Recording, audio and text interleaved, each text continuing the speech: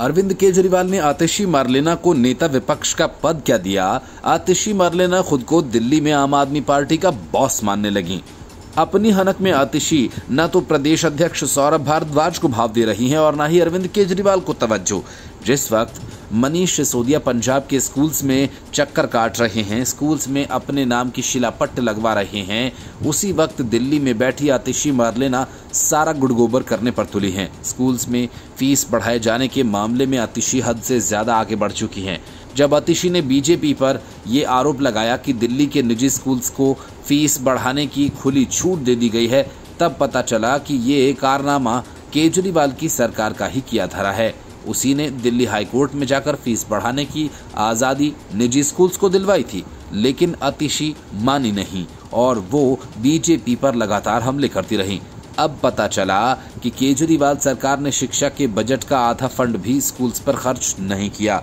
मतलब शिक्षा को लेकर आम आदमी पार्टी के सारे दावे हवा हवाई थे। आम आदमी पार्टी के इस खेल के सामने आते ही शिक्षा मंत्री आशीष सूद ने सख्त रुख अपनाते हुए तत्काल प्रभाव से बढ़ी हुई फीस पर रोक लगा दी। शिक्षा मंत्री आशीष सूद ने सभी निजी स्कूल्स के खातों की ऑडिट कराने के निर्देश भी दिए। ये फैसला लिया गया कि ऑडिट रिपोर्ट आने के बाद ही कोई भी स्कूल फीस में बदलाव कर सकेगा। इसके बावजूद आम आदमी पार्टी विधायक दल नेता आतिशी मार्लेना के बयान लगातार सामने आ रहे हैं, जिसे लेकर बीजेपी सांसद कमलजीत सहरावत ने तीखी प्रतिक्रिया दी। उन्होंने कहा कि सरकार की ओर से फीस वृद्धि पर पहले से ही रोक लगाई जा चुकी है, फिर भी आतिशी लगातार बयान दे रही हैं, जिससे दिल्ली की जनता हैरान है। कमलजीत सहरावत ने आरोप लगाया कि आम आदमी पार्टी के भीतर गहरी खींचतान चल रही है।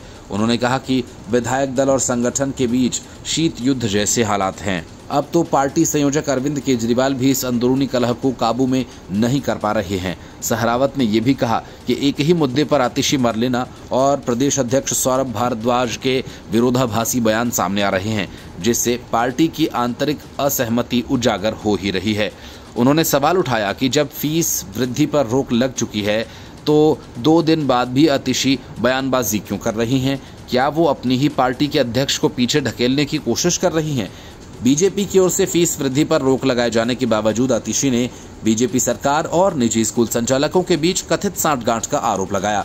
उन्होंने दावा किया कि दिल्ली के शिक्षा मंत्री आशीष सूद ने 6 अप्रैल को अपने आवास पर निजी स्कूल्स के मालिकों के साथ एक गुप्त बैठक की थी, जिसमें निजी स्कूल्स को फायदा पहुंचाने पर चर्चा भी हुई। ये रिपोर्ट न्यूज़ ऑफ इंडिया।